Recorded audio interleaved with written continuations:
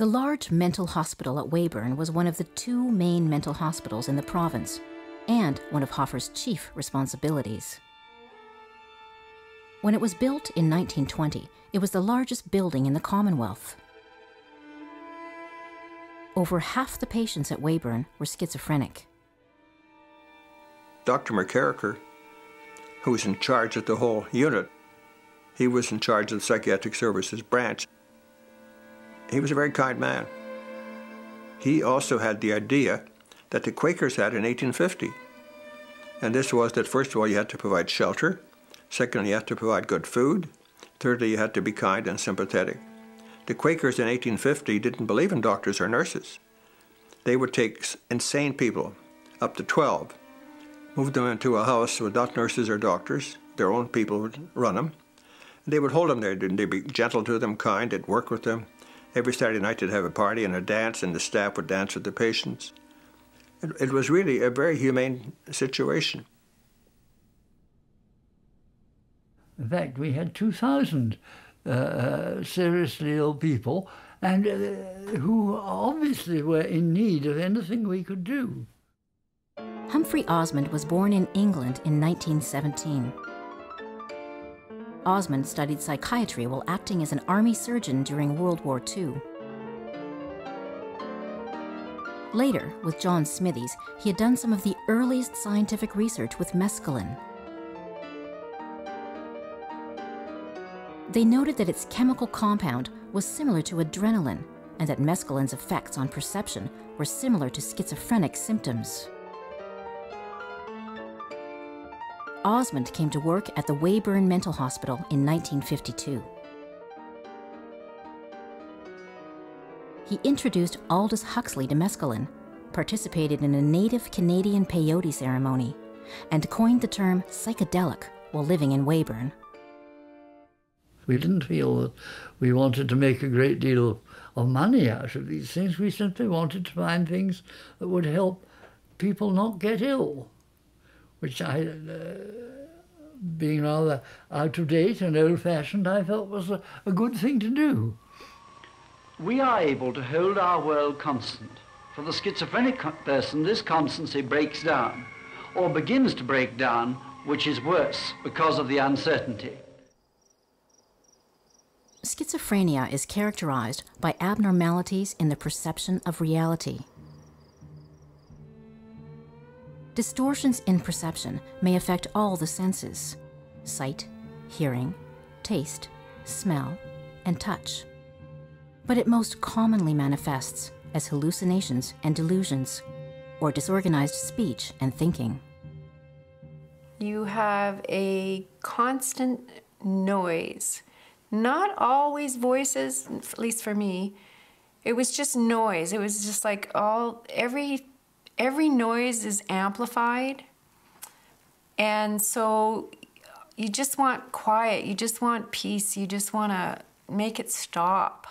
And there's no way of making it stop.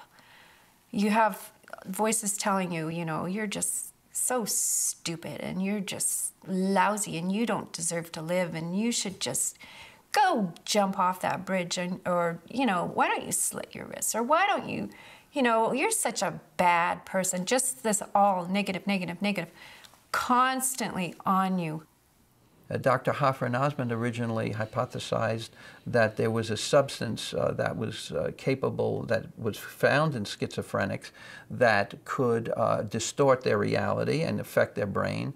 And they then isolated something called adrenochrome. They found that the adrenochrome could actually produce schizophrenic symptoms, could cause hallucinations, delusions, and so on. And adrenochrome is an oxidized product of adrenaline. And adrenaline often occurs when you're under stress. And people who have the genetics for it can then develop these oxidized stress hormones that are then capable of actually poisoning the person. If you had the right genes, if you had the right genetic structure, and now there's evidence for that, which would allow the conversion of too much adrenaline to adrenochrome, which was a hallucinogen in the brain, that if this happened, that this would act on their brain as if they had taken LSD, and they would then become psychotic. With adrenochrome, your legs seem a very long way down. Your clothes may become uncomfortable, and particularly if you're convinced that something is wrong, almost intolerable. Small distortions can be even more frightening than large ones, because you can't be sure that they are distortions. And as tension mounts, so does one's uncertainty. Ours is a simple, comprehensive hypothesis that wasn't based upon chance. We actually derived our hypotheses from very careful observation that had been made by Humphrey Osmond and John Smithies and myself. That was our hypothesis. Ours is the only rational hypothesis there is. The average psychiatrist will not answer your question. Ask him what causes schizophrenia. I don't know. They think it's biochemical. They use the word biochemical, but they don't understand what that means. Because when you load someone up with a toxic drug, you're not giving him a biochemical treatment, you're merely poisoning him. And it's easy enough to poison people, and that's no problem. So there are no theories that are acceptable except ours.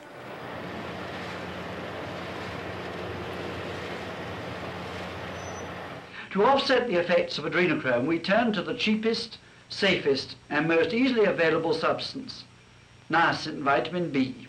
We now, by that time, knew that niacin might protect the cell against the effect of adrenochrome. So I decided that we would try niacin.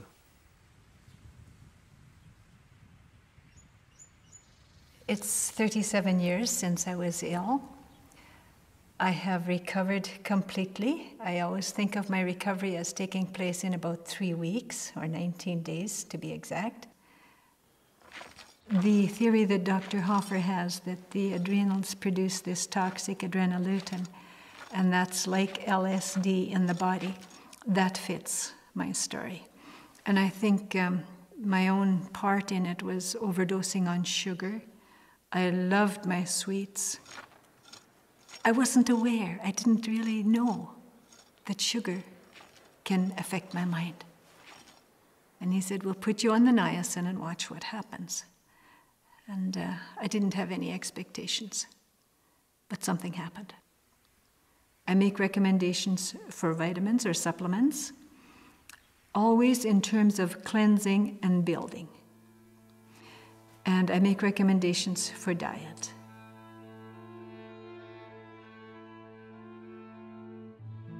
It became mandatory for all my patients that they would all go on to niacin. I used drugs too.